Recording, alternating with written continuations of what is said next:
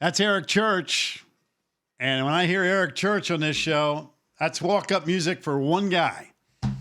That's our next guest. John Rittman joins us from Tigertown this morning.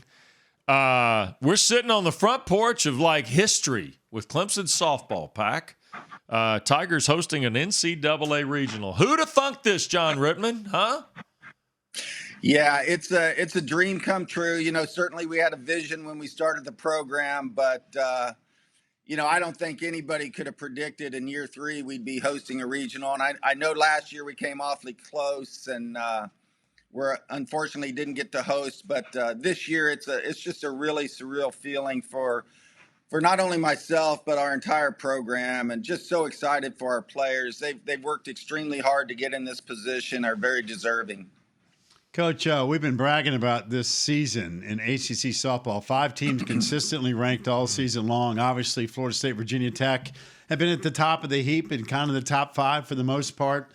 You knew the ACC tournament was going to be a beast, but you knock off Virginia Tech, which is a great, great win, and really had Florida State right where you wanted them. You just didn't quite get over the hump there in that 6th inning. But, man, a lot of the accomplishment, back-to-back seasons now in the ACC title game, hosting an NCAA tournament for the very first time ever.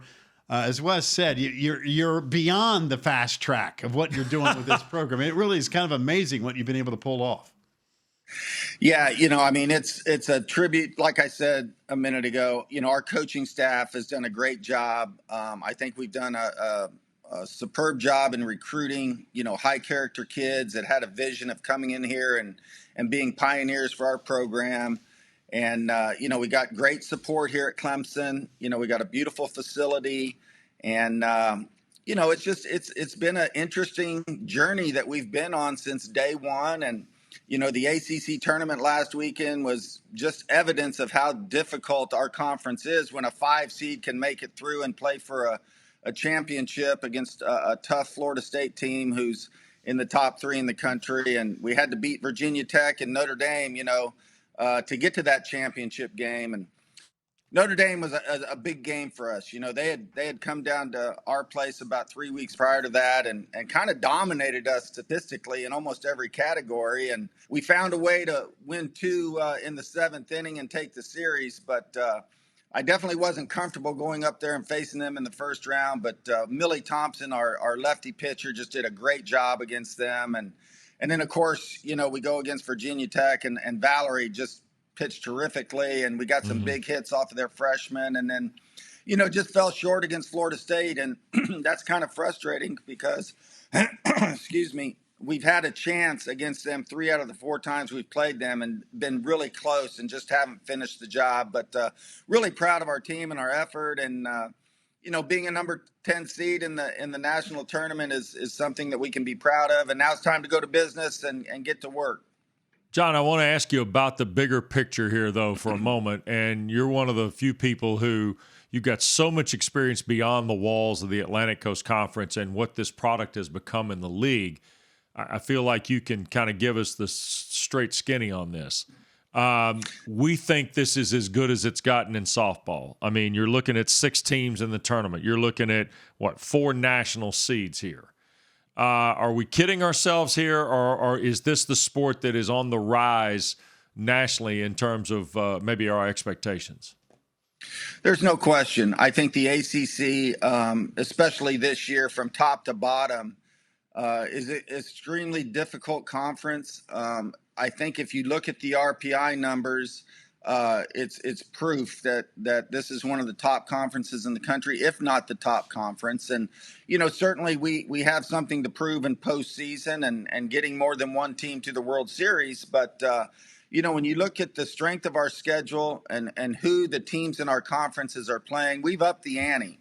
And we've competed at the national level. We've been on TV a ton. The ACC Network, you don't know how much that's helped softball grow in our conference. It's huge. Just the fact that, I'm on this show this morning. There's a lot of conferences that don't have this opportunity. And so that's great for us in our conference. But really, from top to bottom, there's not a weekend that you can take off in our conference. And we beat each other up a lot, and now it's time to go out and beat somebody else up.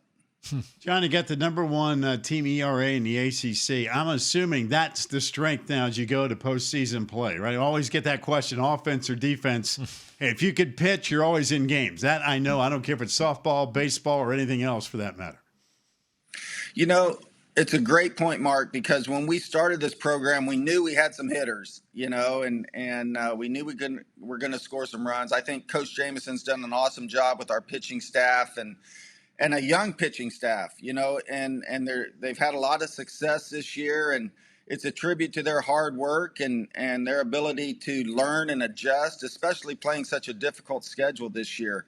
Our offense took a while to get going. We kind of lost our confidence playing against all these tough teams early on, and we're not scoring a lot of runs. And a big shout out to all of our pitchers because they enabled us to kind of get our footing and keep us in games until our offense, got going a little bit. And once the offense got going, it was interesting because we have the ability to put all the pieces of the puzzle together in regards to pitching, offense, defense, and that was very evident in our game against Virginia Tech last weekend. We put everything together and got a big W against a top 3 seed. So, but yeah, our pitching staff has been phenomenal all year long. All right, now you get to this goofy regional thing, okay? And then, you got all this great fan base. You're going to get a home game. You're getting all this regional stuff. And now we get to the goofy logistics of this, like you come out of the wrong dugout. You bat first, all this stuff. So how do you walk your team, a relatively young team still, program-wise, how do you walk them through the goofiness of the regional? Just the craziness of it. Yeah, we got a lot of experience last year at Tuscaloosa. Obviously, playing in front of a hostile environment down at Alabama is going to pay dividends for us this weekend. But it's another stepping stone in our program, to be able to host a regional because there's a different type of pressure that's on everybody now. Is hey, you're the number 1 seed. You're supposed to advance by the numbers and it's difficult. We have one of the toughest regionals in all of the 16 that were announced the other night. And, as Louisiana as a 3 seed, Auburn as a 2 seed, Wilmington, who's got a terrific pitching staff. If you look at their numbers, it's a very tough regional. So I think our mindset going in and something that I have to convey to our team is forget about the number in front of our name. We've got to go out and bring our A game, Friday, Saturday, and Sunday. And I think our team learned that last year. It's a grind to win a regional championship. But I think we've prepared ourselves, in the best way possible in our preseason tournaments. We went on the road the first 2 weekends. The first weekend, we were 4-1, and we lost a game to Texas, very tough team. And next weekend, we went to St. Petersburg, Clearwater, the ESPN tournament. We played a ranked team every game, came out of there 3-2. We hosted 2 tournaments, and I told our team, the first one is going to be like, hey, an NCAA regional. We got a 3 or 4 seed here. We had St. Francis and Boston University. Boston University just missed getting into the tournament. They got upset by Lehigh. St. Francis won their conference. They're in the tournament.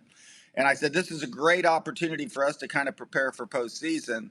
And then our last tournament that we hosted, we had Illinois and Liberty, and both of them are in the tournaments. I said, hey, this is probably like hosting a 2 or 3 seed.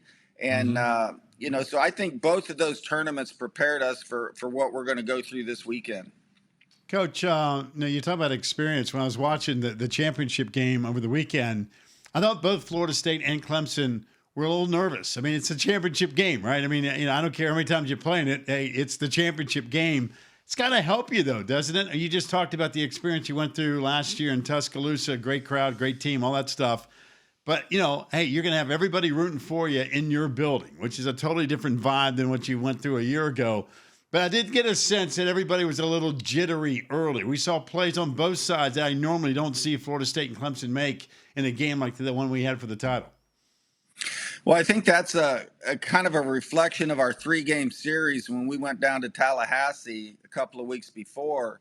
And, it's just 2 heavyweights throwing punches. And I think both pitching staffs, gave up quite a few runs in that series. I think the scores were 5-4, 7-6, and then they got us the last day 6-0. But I think it was a kind of a situation where both teams offensively put so much pressure on pitchers and defense because they hit the ball extremely well and they put balls in play, and usually the balls hit pretty hard.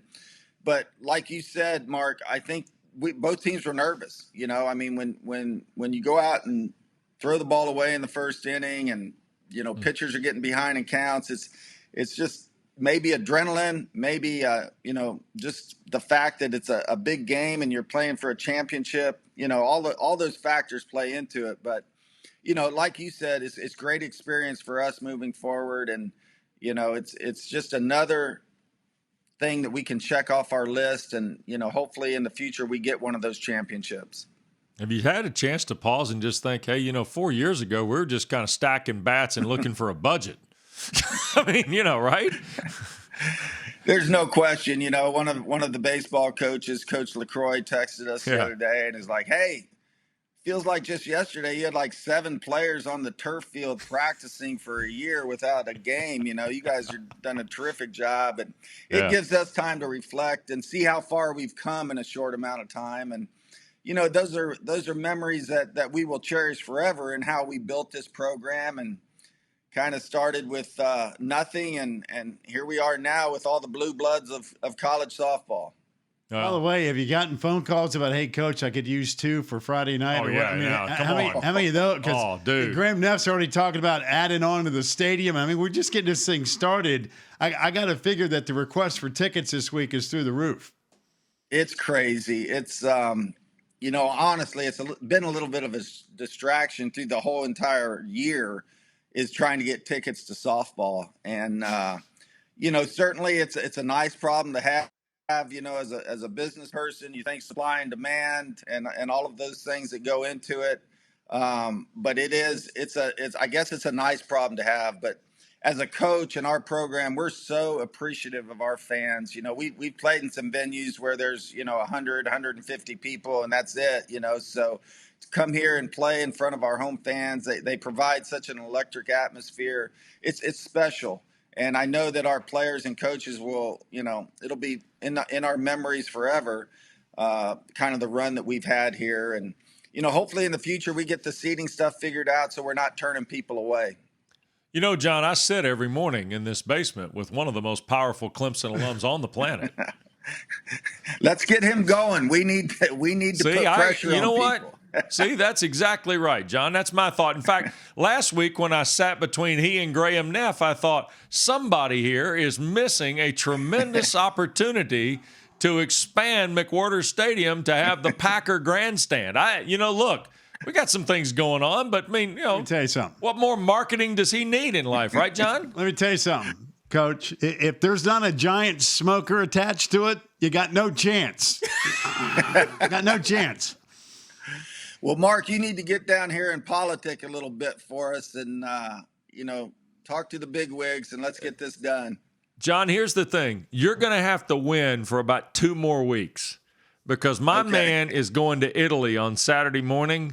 So you're going to need to advance this thing potentially to Oklahoma City. That's it. To get the big man to come out there to World Series Stadium and get that completion expansion done, if you know what I mean. Okay. Yes, sir. Well, that's the plan, and have some fun in Italy. I know it's great food and good wine, so I'm sure you'll enjoy.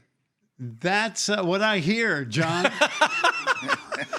Yeah. Hey, John, good luck. Really looking forward to seeing your environment on Friday when you guys get started. Hey, fellas, thanks for having me on, and I got a couple more visits till I get that mug, right? You are 3 away. 3 away from your mug. Now, I'm going to tell you what. Boy, John, by the way, you just sparked another line item in somebody's budget, and it's not yours. Thank you. Thank you, Coach Rittman. Have a great week. Thanks, fellas. Yep, you bet.